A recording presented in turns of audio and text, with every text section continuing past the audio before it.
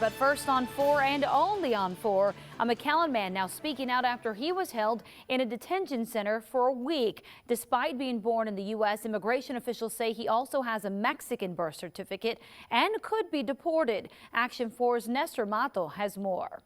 Imagine being a U.S. citizen held at this Port Isabel Detention Center for immigrants. That's what one man who claims to have been born in McAllen says happened to him as he tried to cross the border. Dr. Edgar Basaldua says he is living any American's nightmare, the fear of being forced out of the country he calls home, the country he says he was born in. I will not renounce my American citizenship. I've been one my whole life. Basaldua, who runs his medical practice in Reynosa, Mexico, lives in McAllen and makes the drive across the border daily. But this past Monday, he says something went wrong. I was talking to him on the phone, and then he was like, wait, I'm just gonna cross. And then some time passed, and I'm like, why hasn't he called back? He was detained by border officials and held at the Port Isabel Detention Center for undocumented immigrants.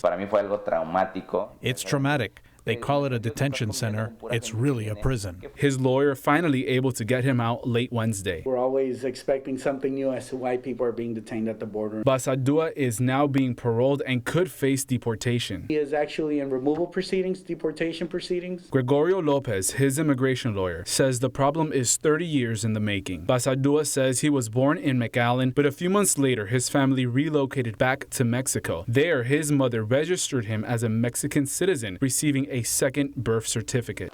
My parents made a mistake. Might have been some legitimate reasons why your parents might have done that, and it's not your fault. The Department of State learning of his Mexican birth certificate, revoking his passport, leading to his detention and parole. One of the allegations against him is you presented to the port of entry making a false claim to U.S. citizenship. Now the government is giving Basaldua a year to stay. His lawyer is fighting to get the proof he needs to make sure he can stay permanently. It should be something that should worry individuals that have a birth certificate from another country and a birth certificate from the United States. Customs and Border Protection say they cannot comment on Basaldua's case because it is under investigation, but did say in a statement, quote, although we do encounter fake documents, what we tend to encounter more often are valid documents belonging to someone else being utilized in an attempt to impersonate the legitimate owner of the document, end quote. Basaldua's wife, who is pregnant, says she wishes federal officials would stop using their efforts trying to prove Basaldua was raised in Mexico and focus on proving he was born in the United States. It's very stressful.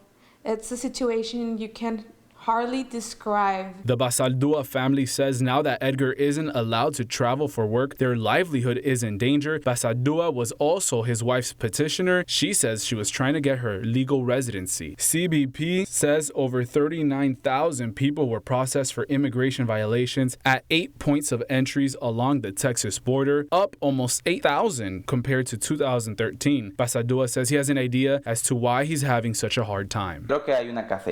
I think there is a hunt. It's a discrimination problem. In Port Isabel, Nestor Mato, Action 4 News. Now, the doctor who delivered Basaldua died last year. That's in McAllen. So the family says finding hospital records have been difficult. Basaldua's wife says they hope to get information from the Texas Vital Records Center in Austin to prove he was born before where he was born before his court day.